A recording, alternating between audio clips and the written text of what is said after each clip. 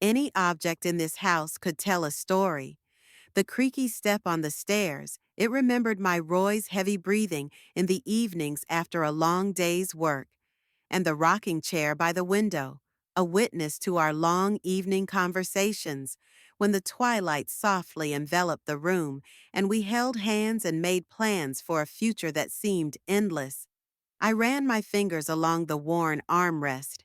75 years is a long life, but sometimes I felt like all those years had flown by in a blink of an eye, especially the last 20 years without Roy. My house in Raytown isn't like the modern glass and concrete boxes that are sprouting up like mushrooms in new neighborhoods. It's a real house with character, with soul, with history. A two-story red brick building with an attic and a wide veranda. Roy himself varnished it the color of dark honey a month before his first heart attack. "May our home always be filled with light and warmth, Vermil," he said then, wiping the sweat from his forehead. "Like your name." I smiled at the memory. My strange name, Vermil, was always the subject of jokes and questions, but Roy liked it. He said it was like a bright red color, warm and vibrant. The phone rang, snapping me out of my musings. I took my time answering it. At my age, rushing doesn't do any good, except for falls and fractures, and I'm saving my bones. The phone was still ringing when I finally picked it up. "Mom, finally! I was about to call the police." The outraged voice of Helda, my only daughter, hit me like a sudden downpour. "Hello, Helda," I replied calmly. I was just in the garden, watering my roses. The heavy sigh on the other end of the line said more than any words could. Helda had always thought my gardening was an old woman's fancy. But for me, my garden wasn't just a hobby. It was an extension of my former work at the Botany Institute, a connection to the earth, to life, to the cyclical nature that doesn't stop, no matter what. "I'll stop by your place in an hour," she announced in a tone that brooked no objection. "We need to talk." I knew what that conversation would be about. Over and over again, like a broken record, Helda returned to the same theme. "My house is too big for me alone. It's expensive to maintain. I'm not young and strong enough to handle all the household matters. And of course, the perfect solution is to sell the house and move into a nursing home. And the money. Well, of course, the money will go towards my comfortable living there." But I could clearly see the falseness in her words. I had once hoped that a mother's love would blind me, make me see the best in my daughter. Now I realized that wasn't the case.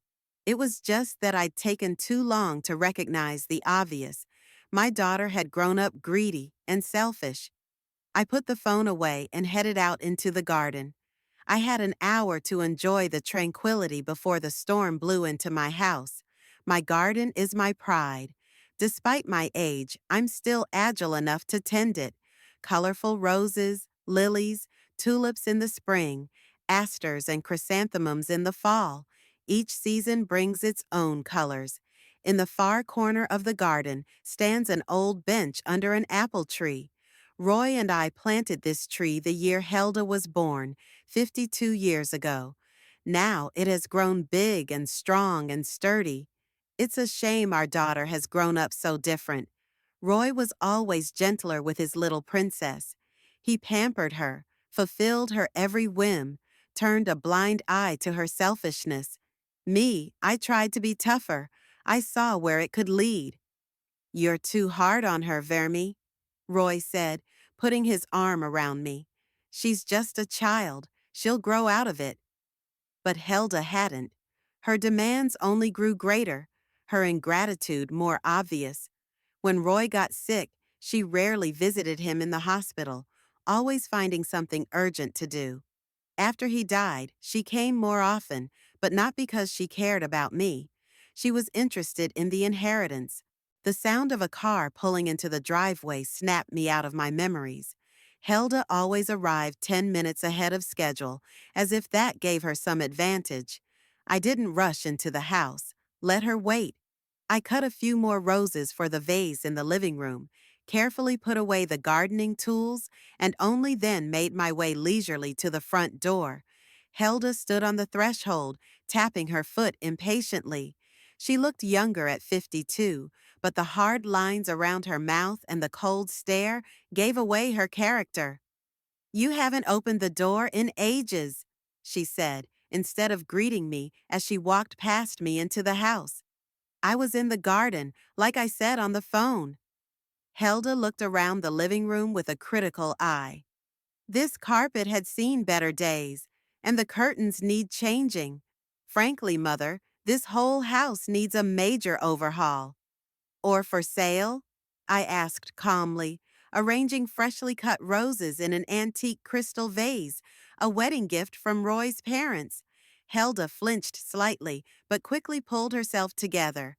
"I'm just worried about you. This house is too big for a single woman your age. It needs constant maintenance and repairs. You'll be much more comfortable at Golden Autumn Nursing Home. There's medical staff, organized activities, the company of your peers. I prefer the company of my roses," I interrupted her. "And I'm doing just fine with the house. Andrew helps me with major repairs when they're needed." At the mention of my younger brother, Helda's face contorted into a barely perceptible grimace of distaste. She never got along with my brother, probably because he always saw right through her. "Andrew isn't getting any younger, Mother. He's gonna need help himself soon. And I don't understand your stubbornness. Most people your age would be happy to be rid of the burden of keeping house." "I'm not most people, Helda, and this house isn't just walls and a roof. It's the house where your father and I have lived all our lives, where you grew up. That's exactly why I want it to stay in the family," Helda exclaimed, and for a moment her mask of caring daughter slipped, revealing her true intentions.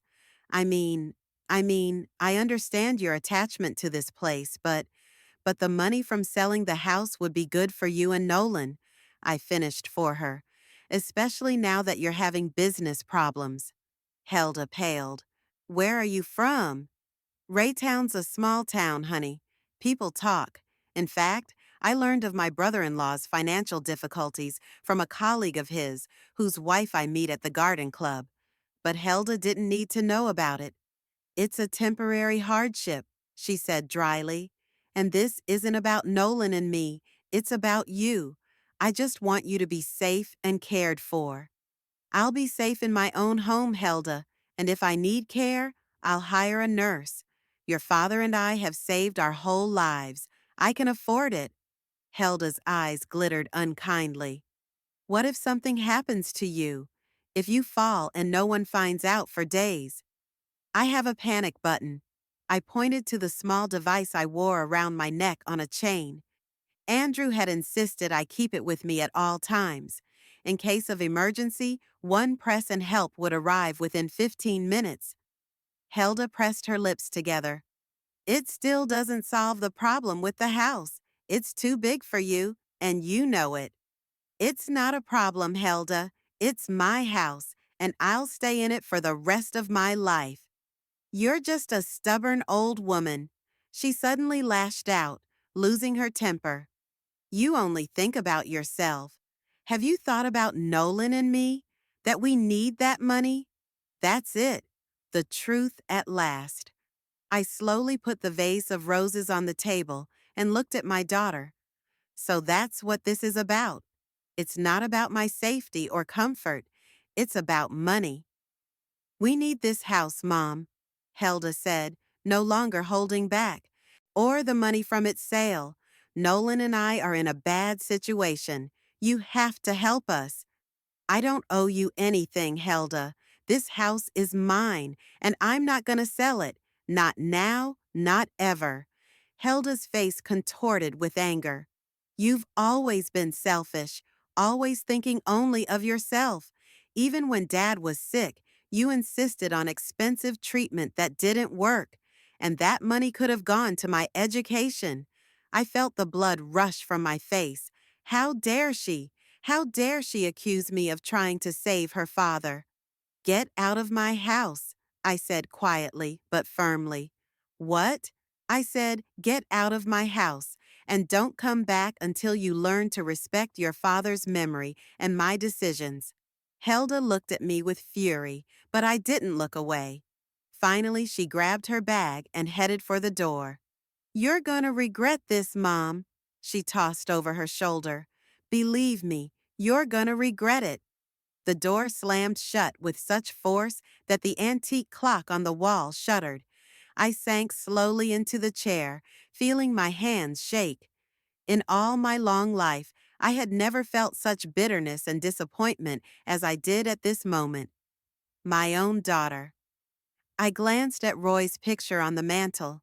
His kind face, the wrinkles in the corners of his eyes, the smile that always warmed my heart. You were right about a lot of things, my love, I whispered. But not this one. She hasn't outgrown it, and she won't. I knew that our conflict with Helda would not end here. Something in her last words, in the glint in her eyes, made me wary. Perhaps I should have talked to Andrew. My brother had always been more practical than me. He would know what to do, but that could wait until tomorrow. For now, I needed to drink my tea and gather my thoughts. I headed for the kitchen, trying not to think about Helda's empty threats. What could she possibly do? After all, the house was mine, and I alone decided its fate. The morning light filtered through the lace curtains, filling the kitchen with a warm glow. I sat at the table, replaying my conversation with Helda from last night. Her words wouldn't come out of my head. That anger, those threats. Something was wrong with my daughter, and that something had developed over the years, turning a once sweet girl into a greedy, calculating woman. A knock on the door made me wince. Looking at the clock, I smiled. 10 o'clock in the morning. Andrew always came at the same time, accurate as a Swiss watch. Come in, the door's open, I shouted without getting up. Heavy footsteps, and then my brother's figure appeared in the kitchen doorway. At 71, Andrew was still a sturdy, strong man with a military bearing. His gray hair was cut short, and his tanned skin was wrinkled, the marks of a life spent mostly outdoors. Good morning, sister. His voice, deep and calm, always had a calming effect on me. I brought your favorite blueberry pie from Mildred's. You know I'm on a diet, I frowned. At your age, diets are pointless, he grinned, sitting down across from me. Live your life to your heart's content. Andrew had always been a realist, sometimes brutally straightforward, but I knew that behind that rough shell lay the kindest of hearts. You don't look so good, he said, looking at my face carefully. What's wrong? I sighed. You can never hide anything from Andrew. Helda came by yesterday. The mere mention of his daughter's name was enough. My brother's face darkened. What did she want this time? I told him about our conversation, about Helda's insistence on selling the house, her blatant greed and threats. That girl never knew what was good for her. Andrew shook his head. Roy spoiled her too much. Don't blame him, I said softly. He just loved her. So did I. Love doesn't have to be blind, Vermi. Helda was always selfish, but now, I don't like the way she's acting. It's dangerous. I looked at my brother in surprise. Do you think Helda could hurt me? Andrew rubbed his chin thoughtfully.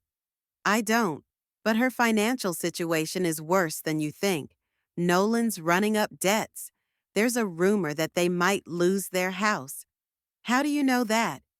I have my sources, he replied vaguely. The point is, they're desperate, and desperate people can do a lot of things. We were silent for a moment. A robin sang outside the window. A sunbeam played on the surface of the table. Life went on as usual, but I couldn't escape the feeling of unease. What do you suggest? I finally asked. Install cameras, Andrew answered without hesitation. A video surveillance system with remote access. I'll be able to monitor the situation from my house, and you'll be able to see everything through an app on your phone.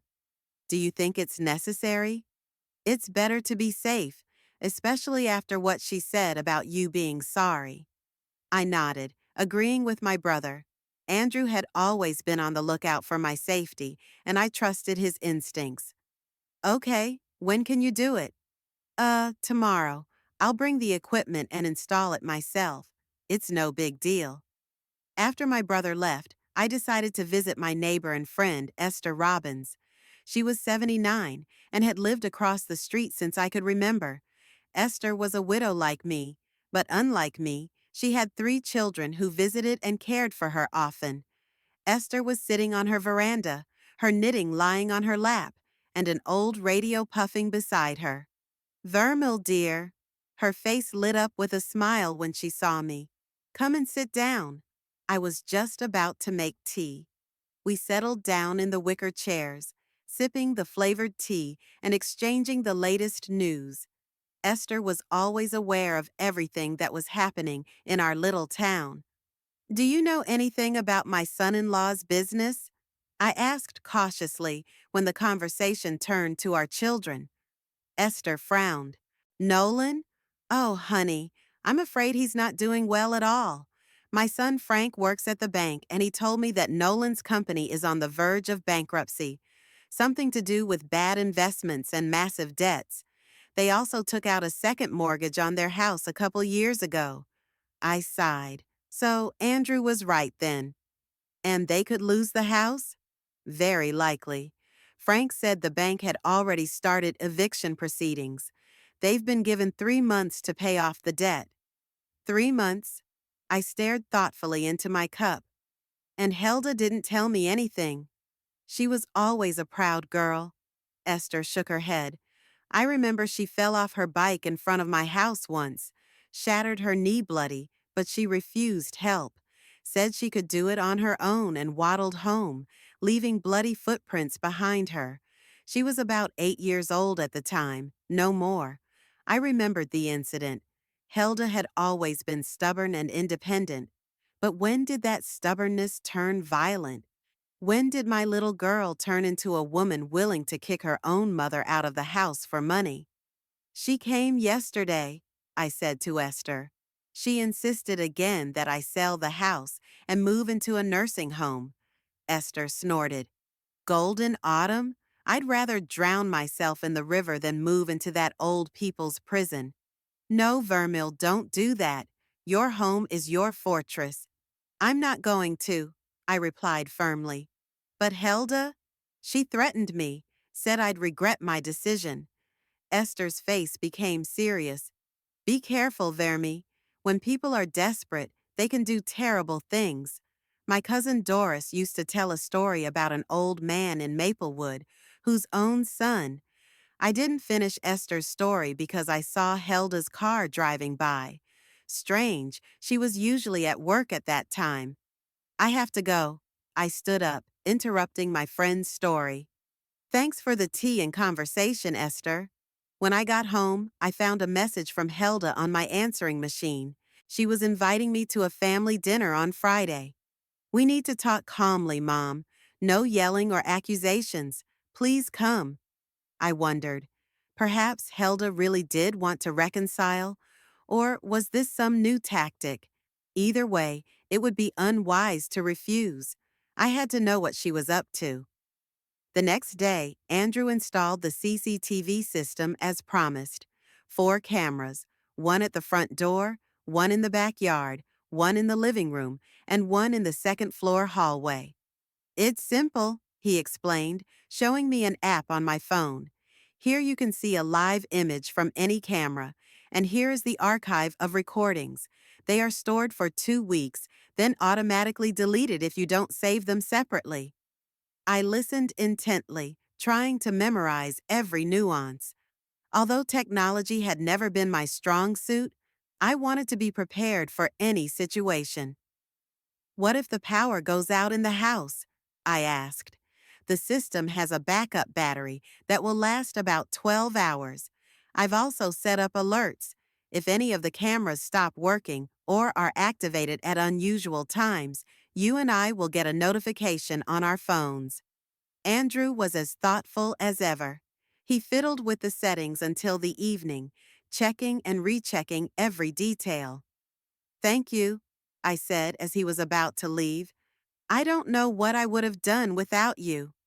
"You would have made it," he smiled, kissing my cheek. "You've always been strong, Vermi, stronger than you think you are." Friday night, I went to Helda and Nolan's house for dinner. Their house was in a new neighborhood in Raytown, among the same kind of buildings. I'd always felt uncomfortable in these modern dwellings, too sterile and impersonal for my taste. Helda greeted me with a strained smile. Nolan, a tall man with balding hair and a beer belly, shook my hand with feigned cordiality. "It's good to see you, Vermal," he said as he escorted me into the dining room. "We so seldom get together." The table was set with a pretension of luxury: crystal glasses, silverware that I knew Helda had inherited from my mother. But the atmosphere was tense, as if before a storm. We ate in silence, exchanging only formal pleasantries. Finally, when Helda served dessert, Nolan cleared his throat and spoke. "Vermal, Helda, and I wanted to discuss an important matter with you." I looked up from my plate. "I'm listening." "The thing is," Nolan continued without looking me in the eye, "we've run into some financial difficulties. Temporary, of course, but pretty serious. And you need the money from the sale of my house." I finished for him. Helda flinched. "Mother, don't be so—" "No, Helda, let's be honest. You and Nolan are in debt. You could lose your house, and you want me to sell mine, move into a nursing home, and give the money to you. Am I understanding that correctly?" Nolan and Helda looked at each other. "Not exactly," Nolan said carefully. "We do want you to sell the house, but not for us. For your own sake. This house is too big for you, too old, requires a lot of effort and money to maintain." "And Golden Autumn is a wonderful place," Helda said. "There you will be among people your age, under the care of doctors. And your problems will be miraculously solved." I finished my tea and set the cup down. "The answer is no." "Mom, no, Helda, I'm not selling the house. Not now, not later. If you need financial help, I can lend you some money, but the house will remain mine." Helda's face contorted with rage. "You don't want it. You're just a stubborn, selfish old woman who clings to the past." "Helda!" Nolan pulled her back, but it was too late. "No, let her know." Helda jumped up from her seat, knocking over her wine glass. The red liquid spread across the white tablecloth like blood. "We're losing everything, everything we have, and she sits alone in her huge house like a miser on a chest of gold. It's not fair. It's not fair," I said calmly, though my heart was pounding like crazy. "This house is mine. I earned it, and I decide what I do with it." "You didn't earn it," Helda screamed. "It's Daddy's house. It was supposed to pass to me. Your father left the house to me." I rose from the table. "And I'm keeping it just the way he wanted it." "You're lying." Helda's face turned red with anger. "Dad wanted me to have the house. You're the one who convinced him to rewrite the will before he died, when he was too weak to resist." I froze. Those words hit me harder than a slap. "What did you say?" Nolan tried to intervene. "Helda, calm down." "No." She pushed her husband away. "Let her know. I know what she did. Dad promised me this house. But she manipulated him when he was weak and sick." I looked at my daughter and I didn't recognize her. There was nothing but greed and malice in her eyes, not an ounce of love or respect. "I'm leaving," I said quietly, heading for the door. "And I would advise you both to find another solution to your financial problems." Helda caught up with me in the hallway. "You're not going to get away from this that easily, Mom," she hissed. "This house should be mine, and it will be, one way or another. I looked her straight in the eye. Is that a threat? It's a promise, she cut me off. You'll wish you'd listened to me. I walked out of Helda's house with a heavy heart. Maybe Andrew was right to install the cameras. Maybe my own daughter really was a danger to me. The thought was unbearable, but I couldn't deny the obvious. Helda had changed, and that change was for the worse. On the way home, I pondered her words. Roy had never promised her a home. On the contrary, he always said he wanted me to live there for the rest of my life. Is Helda distorting reality in her head enough to believe her own lies? Or is this just another manipulation? At home, I checked the operation of the cameras as Andrew had shown me. Everything was functioning normally. I hoped I'd never have to use those tapes, but something told me this was just a temporary respite before the real storm. It was a week after our dinner at Helda's. I hadn't heard a word from her, and that silence alarmed me more than the overt threats.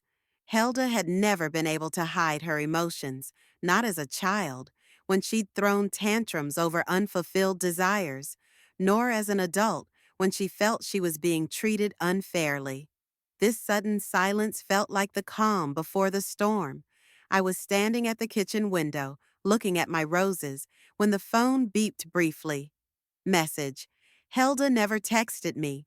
She preferred calls where she could vent her anger or frustration. I gingerly picked up the phone. Old lady, expect a surprise. It was only 4 words, but they smelled so threatening that a chill ran down my spine. I reread the message several times, trying to convince myself that it could have been something innocuous. Maybe Helda had decided to make up. Or was this some kind of weird joke? But deep down, I knew it wasn't a joke, and the surprise wouldn't be pleasant. I called Andrew, but he didn't answer. He was probably at his weekly bridge game at the Veterans Club. I left him a voicemail, reading the text from Helda and asking him to call me back as soon as he could. All day, I'd been out of sorts, checking the cameras every half hour, locking and relocking doors, looking out the windows at the slightest noise. By evening, I felt completely exhausted by this self-induced fear. You're getting paranoid, Vermal, I said to my reflection in the bathroom mirror. Helda may be greedy and selfish, but she won't hurt you. But the words didn't reassure me. I remembered all too well the look on my daughter's face that night. Her words, "This house will be mine, one way or another." Andrew didn't call back until 9 p.m. I'm sorry I didn't answer right away. His voice sounded concerned. What was the message she sent you? I repeated the text. My brother said. I don't like this, Vermi. There's something wrong with it. Do you think she could really hurt me? I don't know, but just in case, why don't you spend the night at my place? I'll come get you. I've been thinking. On the one hand, the offer was tempting. I'd feel safe at Andrew's. But on the other hand, no, I finally decided. I'm not going to run away from my own home because of vague threats. The cameras are working. The doors are locked. Everything's going to be fine. Then I'll come to you, Andrew insisted. Don't be silly, I objected gently. You have an important doctor's appointment tomorrow. You need to get some sleep. I'll be fine, Andrew. I really can. After much persuasion, my brother reluctantly agreed. Okay, but stay in touch. And if anything looks suspicious, call me immediately, no matter what time it is. I promised him that and hung up. The worry didn't leave me, so I decided to check all the cameras one more time before going to bed. Everything was working fine. Nothing suspicious was visible. The night was unusually hot for late August. I tossed and turned in bed, unable to sleep because of the heat and anxious thoughts. Around midnight, I decided to go down to the basement, the only cool place in the house in this weather. Roy always made sure the basement was dry and clean. It held our things that we rarely used, and it had a small guest area with a couch and TV. The perfect place to wait out the heat. I took a pillow, a light blanket, and my phone with me in case Andrew decided to check on me. As I walked down the stairs to the basement, I thought about warning him about the change of venue, but decided I didn't want to bother my brother at this late hour. Besides, I was still home, just in a different room. The basement was cool and quiet. I settled down on the old but still comfortable couch, turned on the small nightlight, and soon dozed off to the hum of the air conditioner. I don't know how long I slept when I woke up to a strange odor. At first, I thought it was part of the dream, but the odor grew stronger. Smoke. Something was clearly burning in the house. I sat up abruptly, fully awake. Smoke was seeping through the vents, and there was more and more of it. My heart was pounding like crazy, but I forced myself to be calm and methodical. The first thing I did was listen. Through the hum of the air conditioner, I heard sounds from upstairs, muffled voices, footsteps. There were people in my house, and judging by the smell of smoke, they obviously didn't come with good intentions. There was probably no way up the stairs. The smoke was getting thicker, and I could hear the crackling sound of the flames. But there was an emergency exit in the basement, a small door leading directly into the garden. Roy always insisted that we had escape routes from any part of the house. I gathered my resolve and headed for the exit, covering my nose and mouth with the hem of my nightgown. The smoke was getting thicker, and it was getting harder to breathe. I fumbled for the doorknob, but it wouldn't budge. It was locked. In a panic, I looked for the key that was always on the shelf next to the door. It wasn't there. Think, Vermal, think, I ordered myself, trying to suppress my panic. The key must be here somewhere. I frantically rummaged through shelves, drawers, until finally I fumbled for it in an old vase where I kept small objects. With shaky hands, I put the key in the lock and turned it. The door opened, letting in the fresh night air. I tumbled out, gulping in the cool air, and fell to my knees in the dewy grass. When I looked back, I saw that the flames had already engulfed the top floor of the house. Tongues of fire were shooting out of the windows of the bedroom where I was supposed to sleep that night. If it hadn't been for the heat that had forced me into the basement, I wouldn't have been able to breathe. With trembling fingers, I dialed the emergency number. 911, what's your emergency? A calm female voice answered. My house is on fire, I said, trying to speak clearly. Raytown, Elm Street, number 18. Please hurry. The fire department is on their way. Are you in a safe place? Are there other people in the house? I'm alone, and I got out. I'm in the backyard. Okay. Cell phone rings. Stay on the line until help arrives. But I wasn't listening to the dispatcher anymore. My gaze was fixed on two figures standing across the street, partially hidden by bushes. In the light of the flames, I recognized the silhouettes of Helda and Nolan. They were watching the house burn, thinking I was inside. A rage like I'd never felt before flooded me. How could she? How could my own flesh and blood want me dead for money? The insurance she probably hoped to receive as my heir.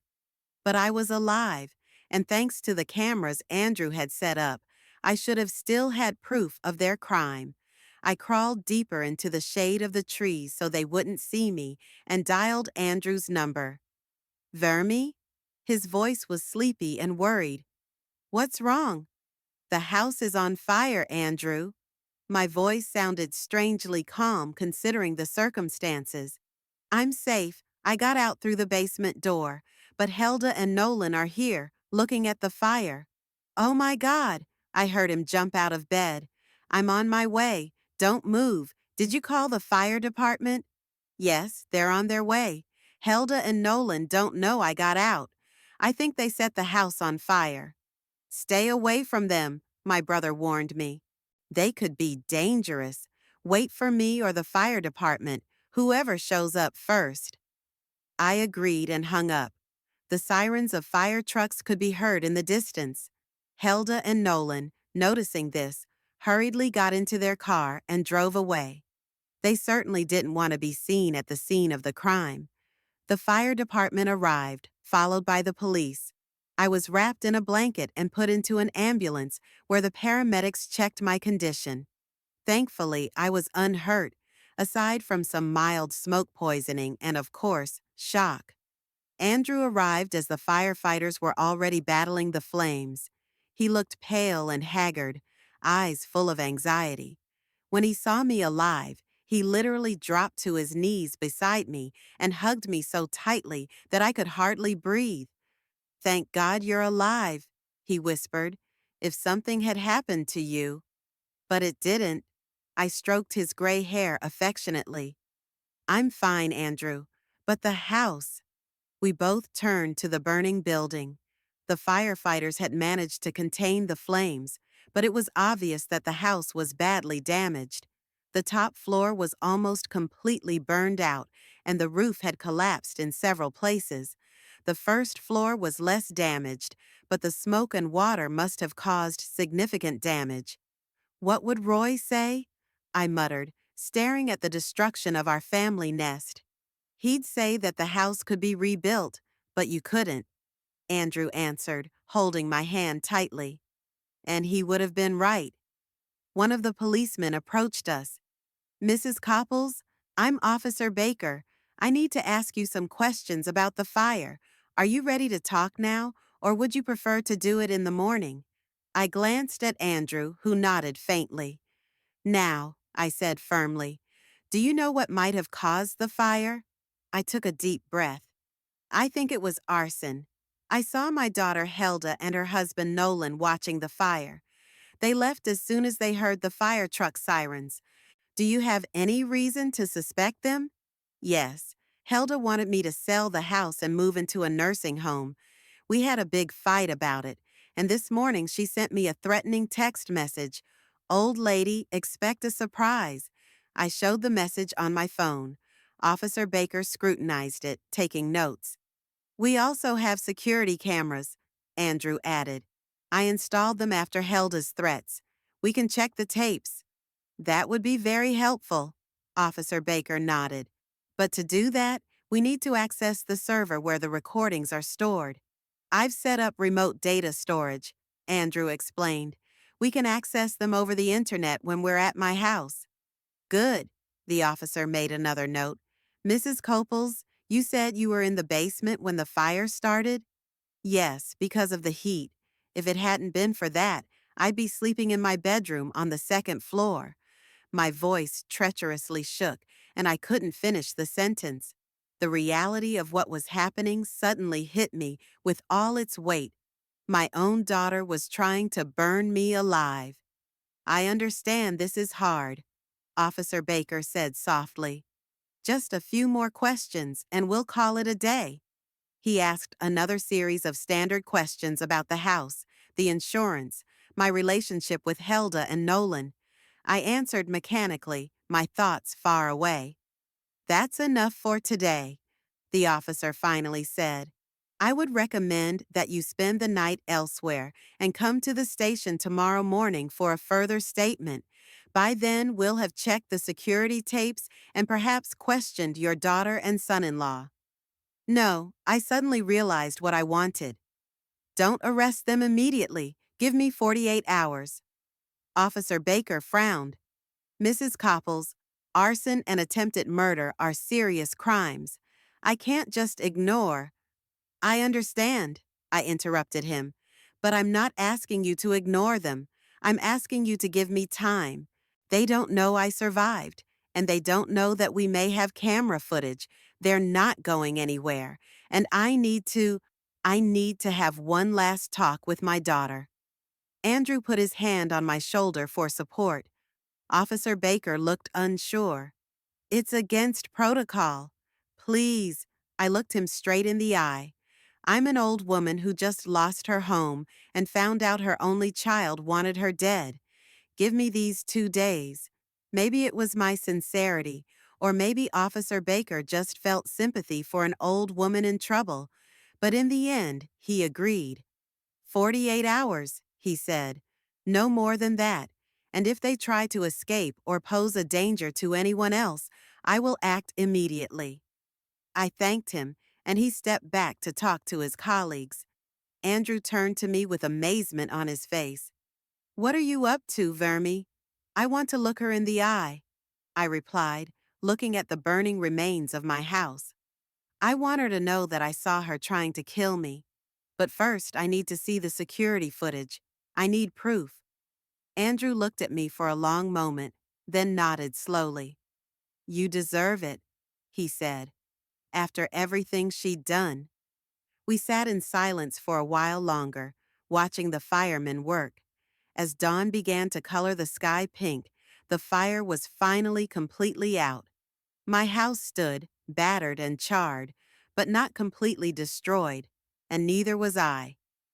"Let's go to my place," Andrew said, helping me up. "You need to rest, and then we'll decide what to do next." I took one last look at my house. Despite all the destruction, it was still mine, and Helda would never have it. That thought brought me a strange comfort as I got into my brother's car to head to the temporary shelter. Andrew's house was the complete opposite of mine. Small, modern, functional, without a single extra thing. My brother had always been a minimalist, even when he was young. No sentimental knickknacks, no pictures on the walls, only things that had practical uses. I woke up on his guest couch feeling wrecked. The events of last night seemed like a nightmare, but the pain in my chest and the smell of smoke still lingering in my hair said otherwise. This was real. My house was on fire.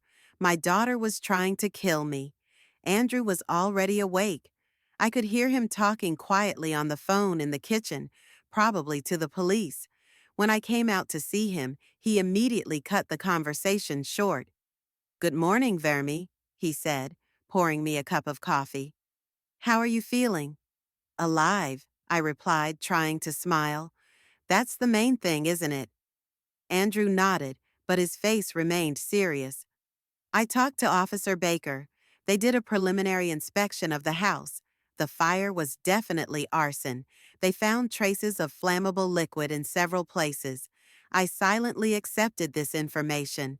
Part of me still hoped it was a terrible mistake, that Helda couldn't have. But no, I saw her and Nolan watching the burning house. Have they questioned Helda yet? No, just like you asked. You have 48 hours, but they're watching her and Nolan to make sure they don't escape." I nodded and sipped my coffee. The bitter flavor matched my mood. "You wanted to see the security tapes," Andrew said after a pause. "They're saved on my server. We can review them when you're ready." I took a deep breath. "Let's do it now." Andrew led me into his small home office, where there was a computer with a large monitor. He quickly logged into some sort of system and opened a file folder. "Here are the tapes from all 4 cameras," he explained. "I downloaded them this morning. They're sorted by time and location. These are from the night before the fire." He opened the first file. It was the footage from the camera at the front door. At first, everything was quiet. A normal summer evening. No movement apart from the occasional cat running across the path. But then, around 2 a.m., 2 figures appeared in the footage. Helda and Nolan. They crept toward the house, looking around like thieves. Nolan was carrying a large canister. They walked around the house and disappeared from view. Andrew opened the next file, from the camera in the backyard. There they are again, making their way to the back door. Helda whispers something to Nolan, who nods. She pulls out a key, a spare house key she still has from when she lived with us. They go inside. The next file is a camera in the living room. Helda and Nolan, now in the house, move like ghosts. Nolan opens a canister and starts pouring liquid all over the floor, all over the furniture. Helda walks toward the stairs leading to the second floor. She has something that looks like a bottle in her hand. "She's heading for your bedroom," Andrew comments quietly. We switch to the last file, the camera in the second floor hallway. Helda climbs the stairs, walks down the hallway to my bedroom, opens the door, cautiously peeks inside. then enters and begins spilling liquid from her bottle onto the bed, onto the curtains, onto the carpet. I watched it all with a kind of detached horror. My daughter was methodically preparing to burn me alive. She thought I was asleep in my bed and was making sure I couldn't escape. Helda leaves the bedroom, goes downstairs, meets Nolan in the living room. They exchange nods. Nolan pulls a lighter from his pocket, flicks it on, and the fire instantly engulfs the gasoline-soaked carpet. The flames spread with terrifying speed. Helda and Nolan hurriedly leave the house through the back door. One last shot. They stand in the driveway in front of the house, watching the fire spread, engulfing the building. I didn't notice the tears running down my cheeks. Andrew silently put his hand on my shoulder. We sat like that for a few minutes, not saying a word.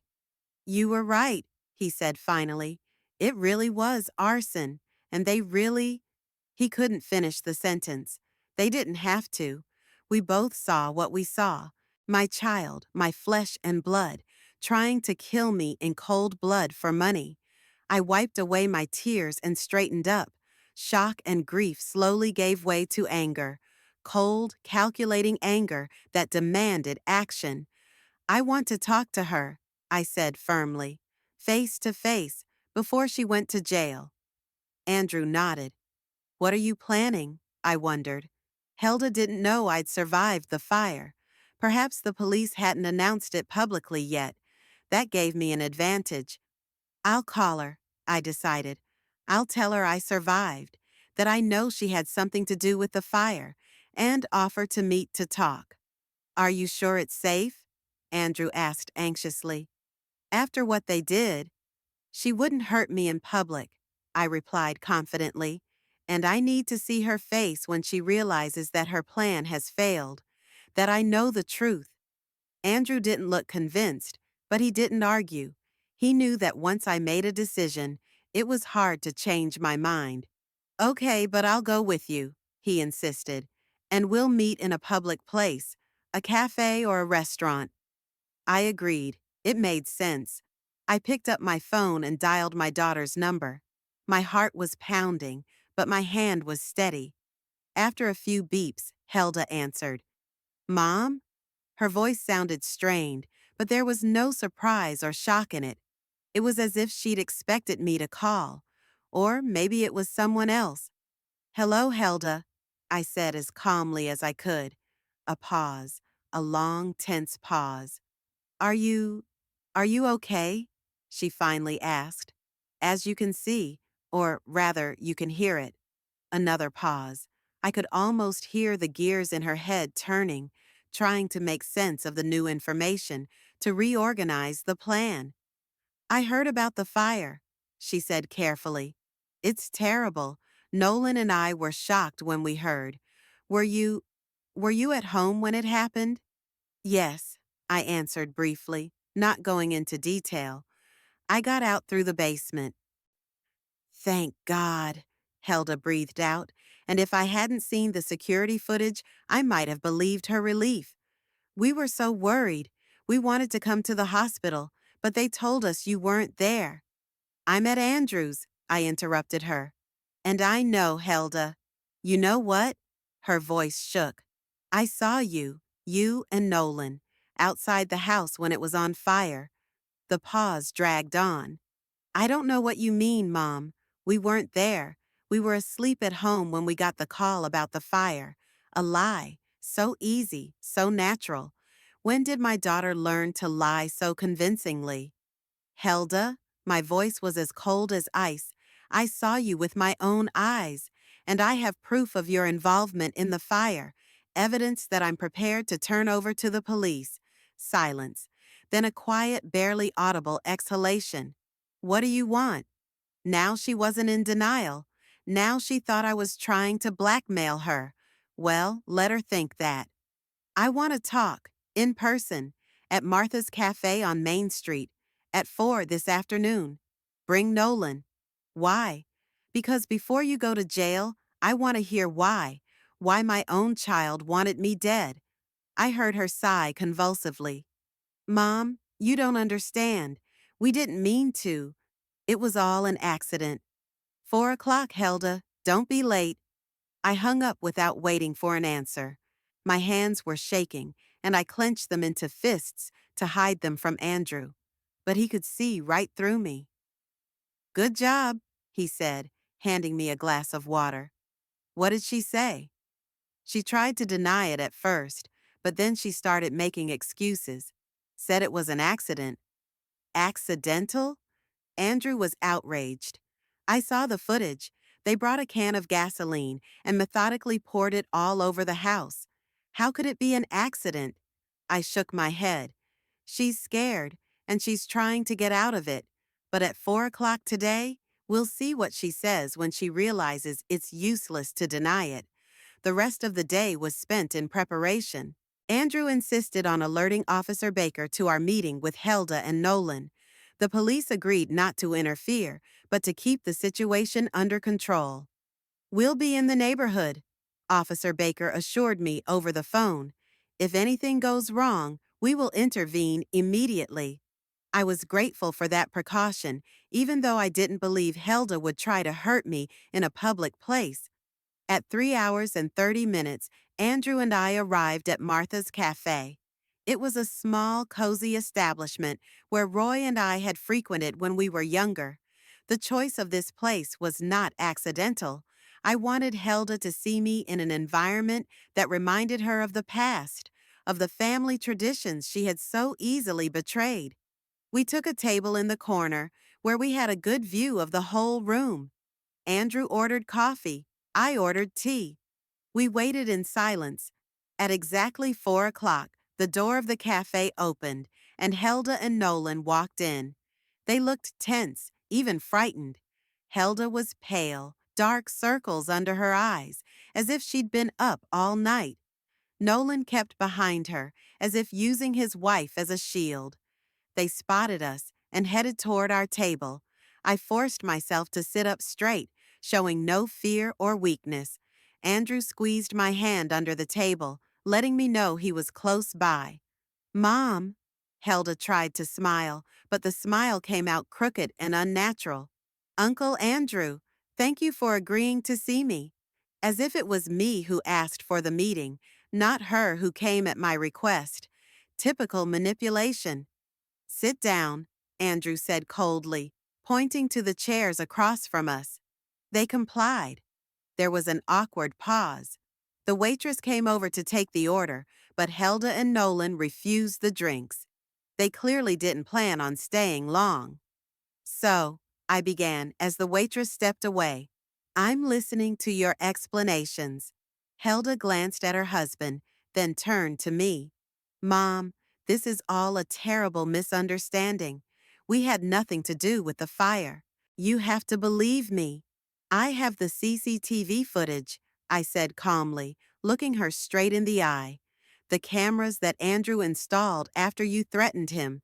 They clearly show you and Nolan going into the house with a can of gasoline, dousing everything in flammable liquid, and setting it on fire.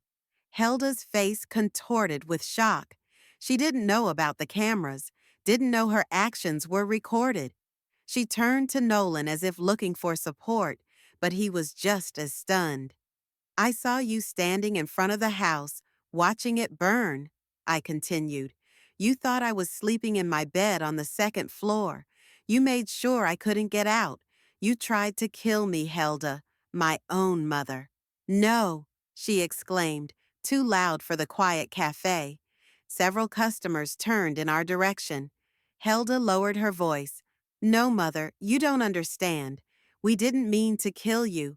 We knew you weren't home. I raised my eyebrows in surprise. How could you have known that? You told Andrew you were going to see him, Helda answered quickly. We heard your conversation when we came to see you this afternoon. Lies, lies again. I didn't even see her that day.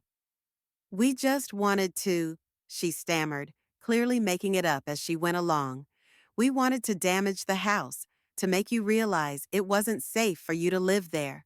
So you'd agree to move to Golden Autumn, for your own good. For my own good, I repeated, not hiding my sarcasm. And that's why you doused my bedroom with gasoline. My bed. We knew you were gone, Nolan suddenly exclaimed, stepping into the conversation. I swear we checked the whole house before we, before we set it on fire. Andrew finished for him. And how did you check? The front door was locked. You came in the back way with Helda's key. You didn't go up to the second floor until you started spilling gasoline. I've seen the tapes, so don't try to lie to me. Nolan turned pale and fell silent. Helda threw him an annoyed look. He'd obviously said more than he should have. Okay, she said, changing tactics. Yes, we started the fire, but we didn't mean to hurt you, Mom. We were just desperate. You have no idea the situation we're in. The bank's foreclosing on our house. We have huge debts. We could have lost everything. So we thought it would be better for me to lose everything? We thought about insurance, Helda said quietly, her eyes downcast. The house is heavily insured. If it burned down, you could get that money, and it would be enough for us to pay off our debts and for you to live comfortably in Golden Autumn. And you would have gotten a house, Andrew added, or rather, the lot on which it stands, and it's worth a lot. Helda didn't deny it. She looked cornered, desperate. Mom, please. Her voice trembled. You have to understand. Nolan and I are on the brink of ruin. We have nowhere to go. We decided, it was the only way out. The only way out was to kill me? I asked quietly. We didn't mean to kill you, Helda exclaimed again, tears glistening in her eyes. We really thought you weren't home. We called several times, but no one answered. We figured you were at Andrew's or that friend of yours, Esther. I looked at my daughter carefully, trying to figure out if she was lying now. Maybe they really thought I wasn't home. Maybe they weren't planning a murder, just arson for insurance purposes. But the fact remained that they had risked my life for money. And if it hadn't been an accident, if I hadn't slept in the basement because of the heat, I'd be dead right now. What are you going to do? Helda asked, watching my face. Are you going to turn the tapes over to the police? I remained silent, pondering my next move. Andrew sat motionless, waiting for my decision. He knew it had to be my choice. What will happen if I do this? I asked. We'll be arrested, Nolan said quietly. For arson, maybe attempted murder. We'd lose everything. Our reputations, our homes, our lives. I've already lost my house, I reminded him, and I almost lost my life. Helda suddenly slid off her chair and knelt down next to my chair. Several cafe patrons watched the scene with curiosity. Mom, please. She took my hands in hers, her eyes full of tears. Forgive us. We made a terrible mistake. We were desperate, but we never, ever meant to hurt you. We love you.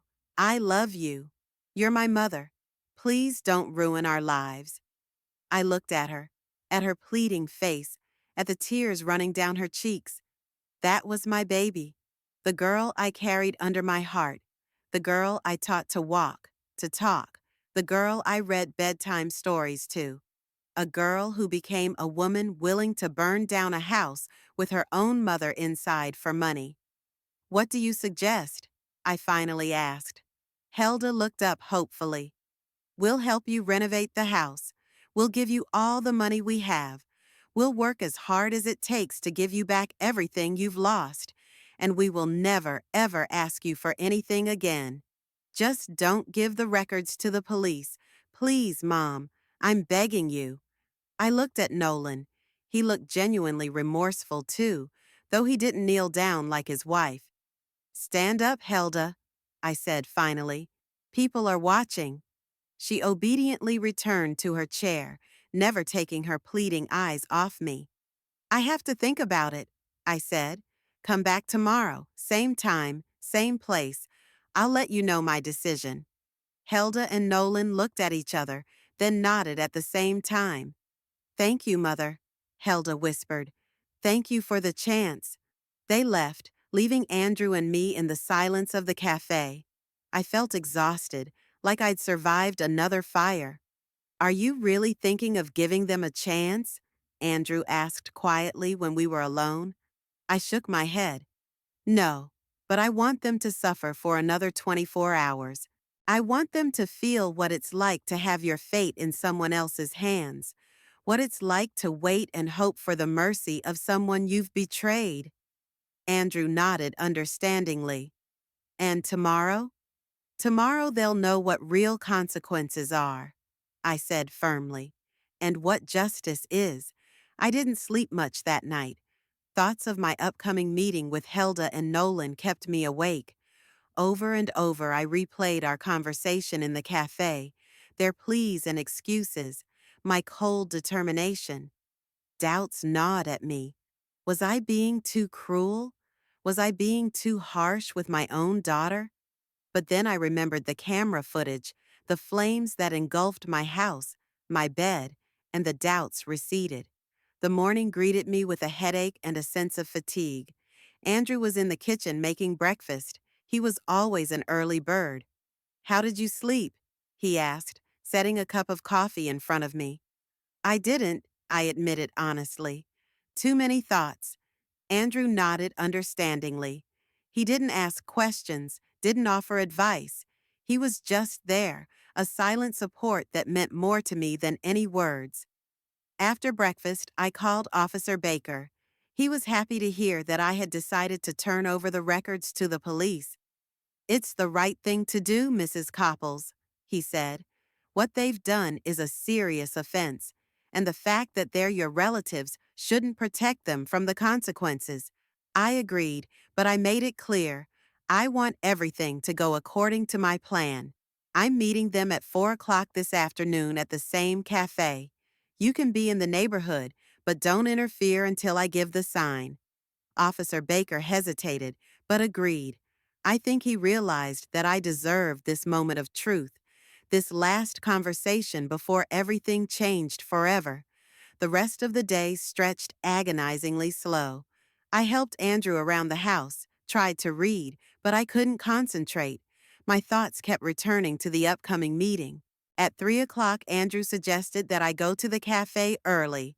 I agreed. It was better to wait there than to torture myself in four walls. Before I left, I took a tablet with the camera recording saved on it. Helda and Nolan would have to see it for themselves. Martha's cafe was almost empty at this time of day.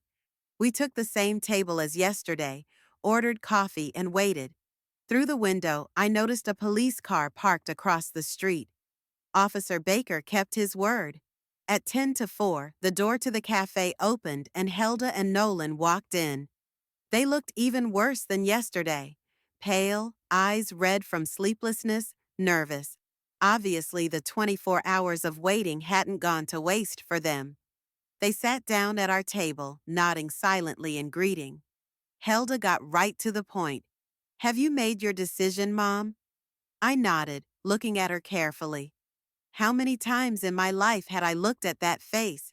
How many times had I seen it change over the years?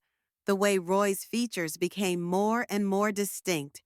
But now I was looking at the face of a stranger, a man who was willing to kill me for money. Before I tell you, I want to show you something. I pulled out my tablet and turned it on. This is what the security cameras captured the night of the fire. I turned the screen toward them and launched the first video from the camera by the front door. Helda and Nolan looked at each other, their faces contorted with fear. They already knew what was on the footage, but seeing it with their own eyes was another matter. I showed them all 4 videos in sequence.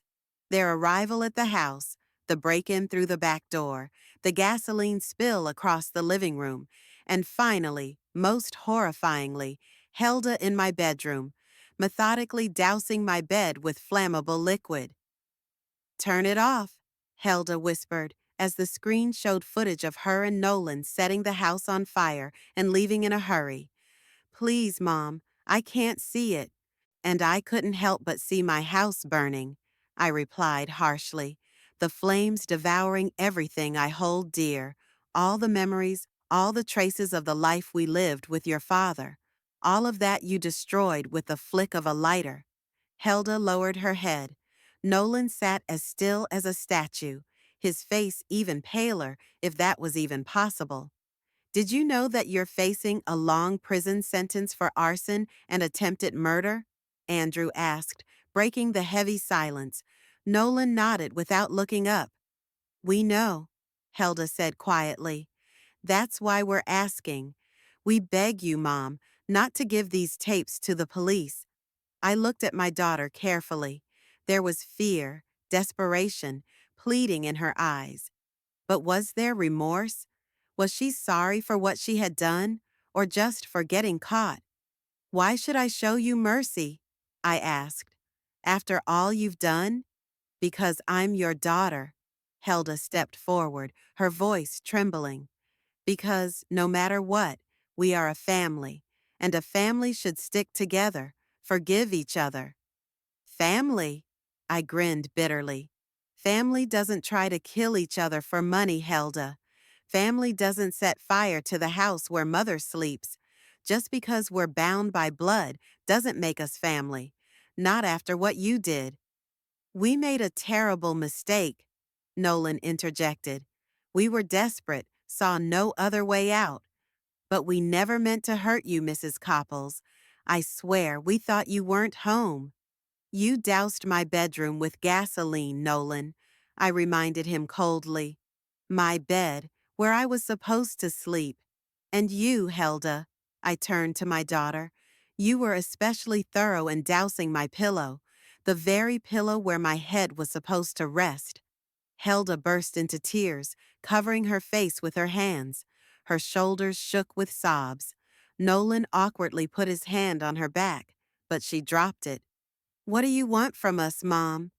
She finally squeezed through her tears. What can we do to keep you from sending us to prison?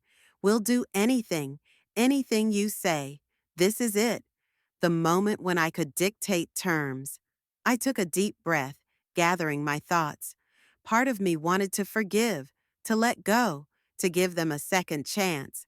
But the other part, the stronger, more determined part, knew that some behaviors couldn't be forgiven, and some people don't deserve a second chance. I have conditions, I finally said. 3 conditions. If you fulfill them, I'll consider not handing over the tapes to the police. Helda and Nolan straightened at the same time, their faces a mixture of fear and hope. What are the conditions? Nolan asked. First, a complete severance of relations. You will no longer have any contact with me. Come to my house. Call me. No more holidays together. No more family dinners. You will cease to exist for me, and I will cease to exist for you. Helda flinched as if from a blow, but didn't object. Nolan nodded silently. Second, a written waiver of any claim to my house and property, now and in the future. After I die, everything will go to Andrew, and after he dies, to the local nursing home. But Mom, Helda began. That's out of the question.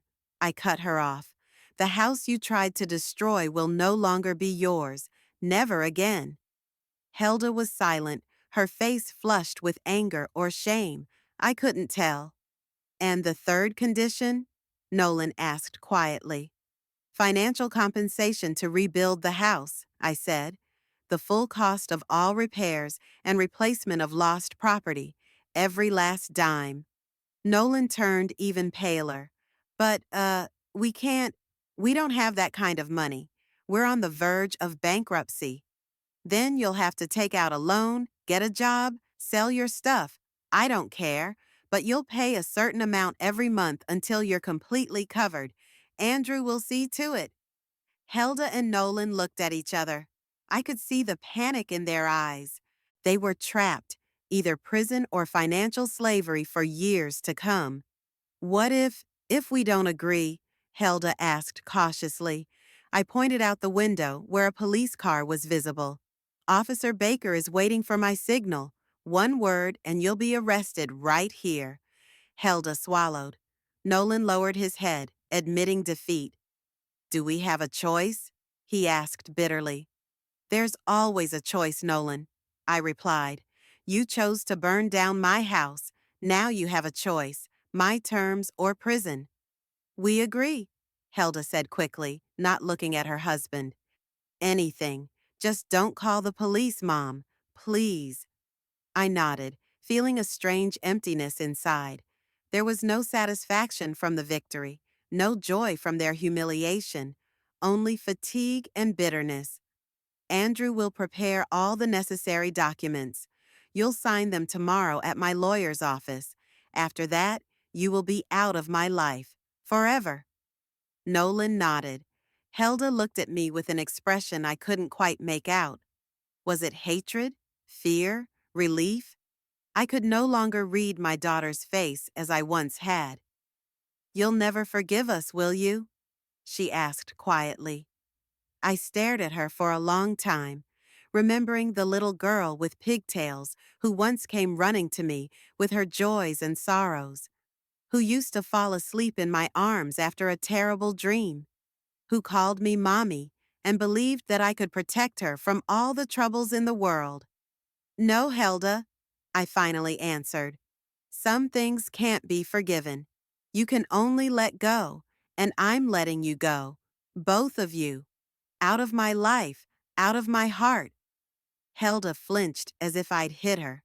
For a moment, something like real remorse flashed in her eyes, the pain of realizing the irreparability of what I'd done, but it quickly disappeared, replaced by an expression of stubborn acceptance of the situation. All right, she said, rising from the table. We'll be at the lawyer's tomorrow. Send me the address and time. She didn't say goodbye, didn't try to hug me one last time. She just turned and walked out of the cafe, Nolan hurrying after her. I watched them through the window as they got into the car and drove away. It was probably the last time I'd ever see my daughter. Are you sure you're doing the right thing? Andrew asked quietly when we were alone. Shouldn't we turn the tapes over to the police? I shook my head. No, let them live with what they'd done. Let them remember their betrayal every month when they pay the compensation. It would be a greater punishment for them than prison. Andrew didn't look convinced, but he didn't argue. He knew I wouldn't change my mind. We left the cafe and headed for Andrew's car. On the way, I waved to Officer Baker, letting him know that everything was okay. He nodded back and started the engine. His work here was done. At Andrew's house, I felt drained. It was as if all the emotion, all the strength, had drained out of me during that meeting. I sat down in a chair by the window and stared at my brother's garden, neat and tidy, not at all like my lush flower garden. What are you thinking about? Andrew asked, bringing me a cup of tea. About what I lost today, I answered quietly. Not the house. It can be rebuilt. I lost my daughter, completely and utterly. It's not your fault, Vermi, my brother said softly, sitting down beside me. It's her choice, not yours. I nodded, knowing he was right, but that didn't lessen the pain. It didn't fill the void where a mother's love used to be. What are you going to do now? Andrew asked after a long pause. I wondered, what does a man do who has lost his home and family in one day? How do you pick up the pieces of a shattered life? Restore the house, I finally said. Plant new roses. Move on with my life the best way I know how. Andrew smiled, his eyes filled with understanding and pride in me. You've always been strong, Vermi, stronger than you think you are. I smiled weakly back. Maybe he was right. Maybe I really was stronger than I seemed.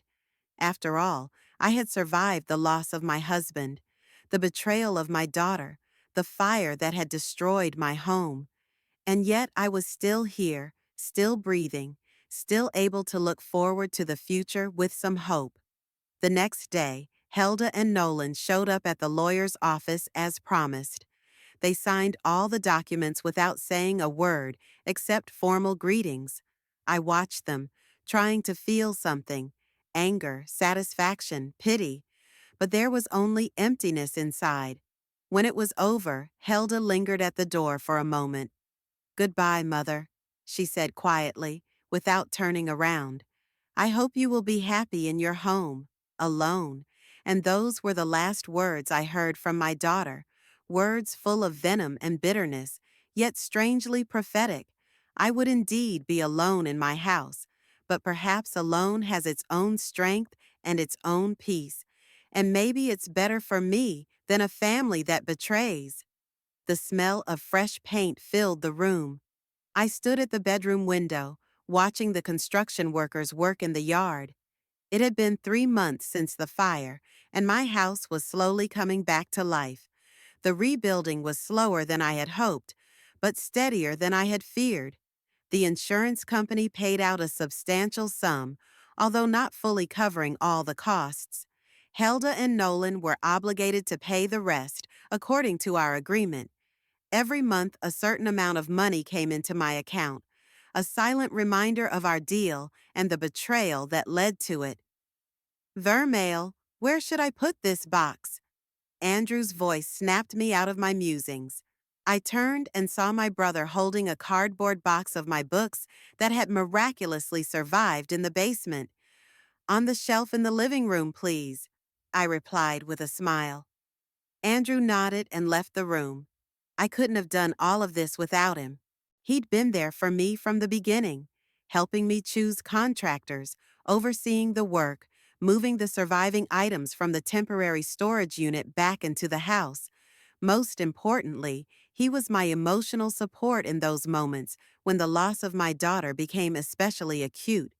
I went downstairs to check on the progress of the living room. The room was almost finished. New wallpaper in the same cream shade as before, refinished hardwood floors, a restored fireplace. And yet something was wrong. It was no longer the same living room where Roy and I had spent so many evenings. Not the same room where little Helda played with her dolls. The house was being rebuilt, but it would never be the same again. "Don't be sad, Vermi." Andrew noticed my mood. "In time, this house will become your home again." "I know," I tried to smile.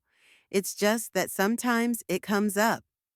Andrew nodded understandingly and went back to unpacking the books.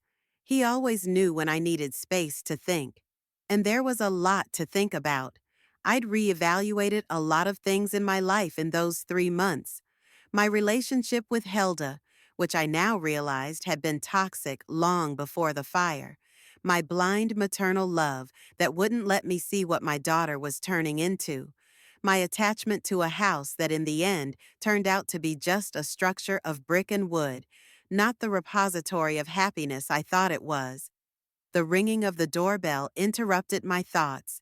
Esther stood on the doorstep with a large basket covered with a plaid napkin.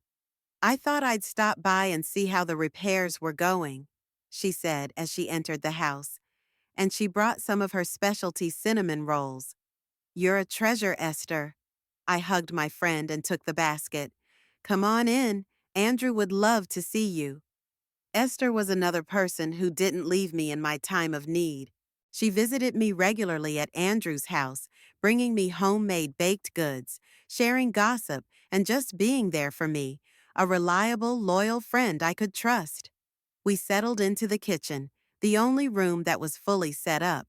Andrew made tea, and the three of us sat at the table, enjoying Esther's scones and discussing the latest news. "They say the Browns are selling their house and moving to Florida," said Esther, who always had her finger on the pulse of local events, "and a new bakery was opening on Maple Street."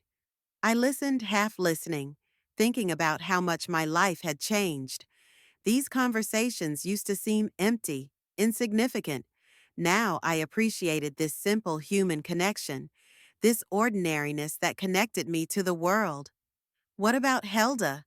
Esther asked cautiously. "Had there been any news?" I shook my head. "There isn't any, and that's for the best."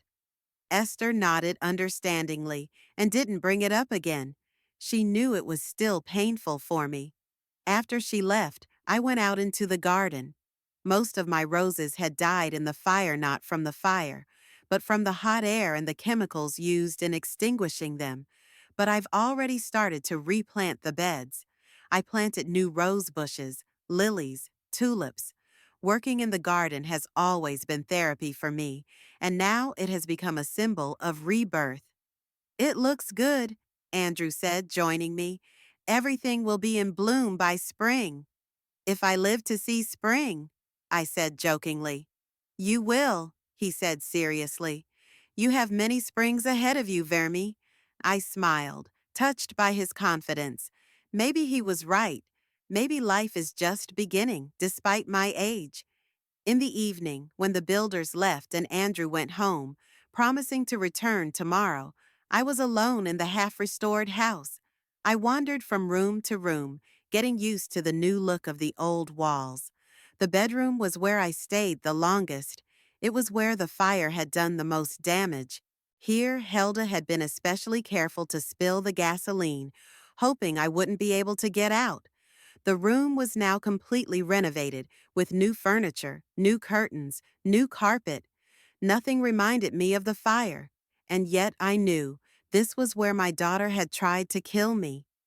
I sat on the edge of the bed and let myself cry, for the first time in a long time. I mourned not so much for my lost and found, but for my lost daughter. Not the house that was burning, but the family that had been destroyed. It was goodbye to the past, to illusions, to hopes that were never meant to be realized. When the tears dried, I felt a strange relief. It was as if the weight I'd been carrying in my heart all these months had lessened a little. I knew it would never completely go away, but now I could live with it. The next morning, I woke up with renewed determination. Today, I was to meet with a lawyer to discuss changes to my will.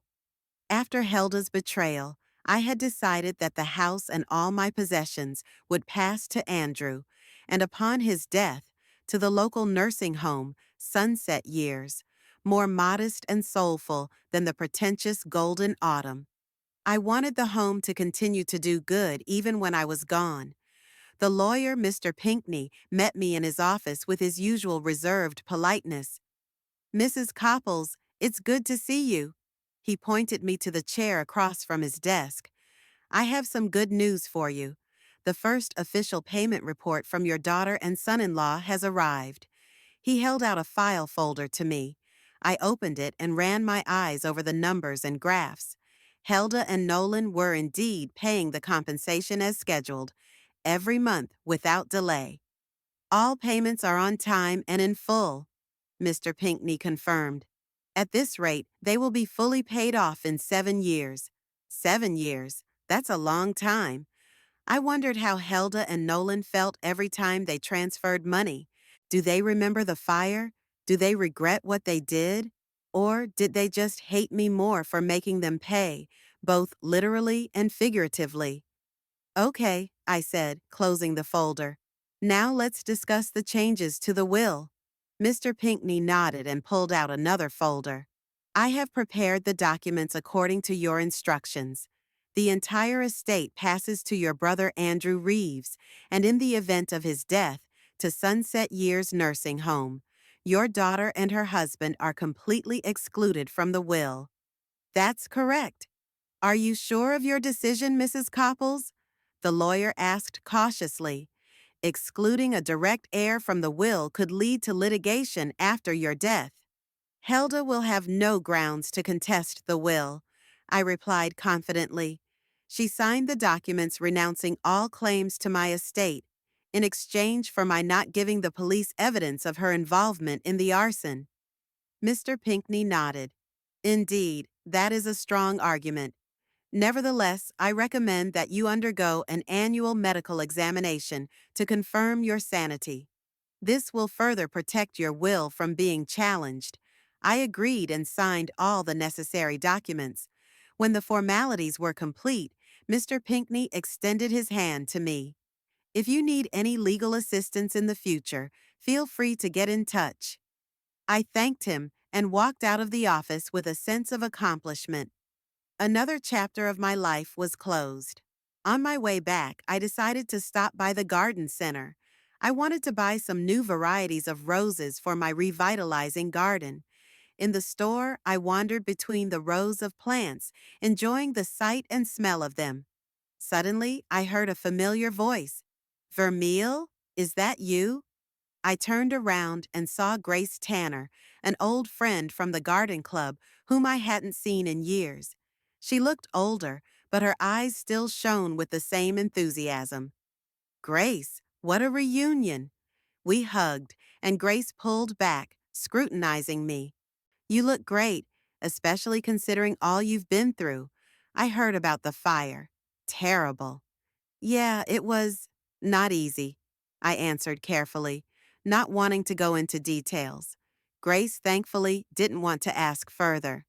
You know, our gardening club still exists. We meet every Wednesday at the old community center. You should stop by. I got to thinking. The gardening club had once been an important part of my life, but after Roy's illness, I'd stopped attending, and then I'd somehow forgotten about it.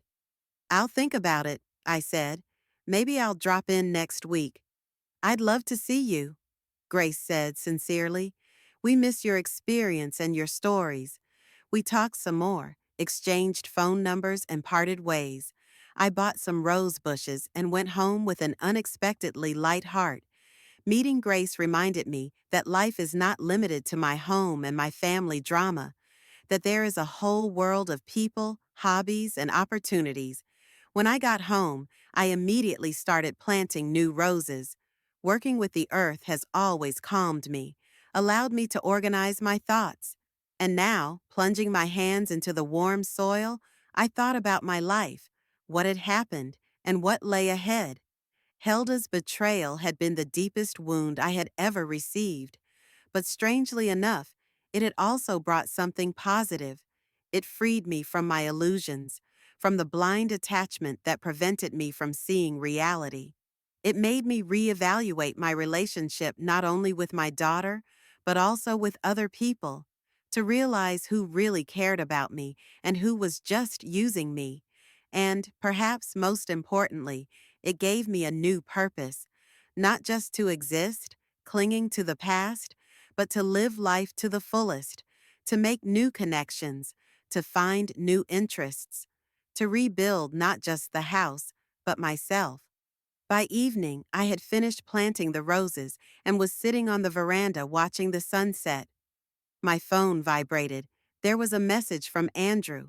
He asked how the meeting with the lawyer had gone and offered to come over tomorrow to help me rearrange the living room furniture. I smiled, answering him. My brother, always willing to come to the rescue. And Esther with her scones and gossip. And Grace and the other members of the gardening club I hadn't seen yet. All of these people made up a real support network that I didn't even realize I had until I was in trouble. Yes, I lost a daughter, but I gained something just as valuable: clarity of vision, strength of mind, and a new freedom. Freedom from toxic relationships, from manipulation, from guilt. Freedom to be myself and live my life. I looked at my house, almost rebuilt, but different, like myself. We had both survived the fire, both damaged but not destroyed. And now we were both ready for a new beginning. Tomorrow I'll call Grace and tell her I'm coming to a garden club meeting. I'll tell them about my new roses, listen to their stories, maybe make some new friends. I will live, not just exist, but really live, with interest and joy. And that will be my best revenge on Helda. Not bitterness, not hatred, but a full, happy life in spite of everything she put me through. With that thought, I walked into the house and closed the door behind me. There was a new day ahead, a new chapter of my life, and I was ready to write it.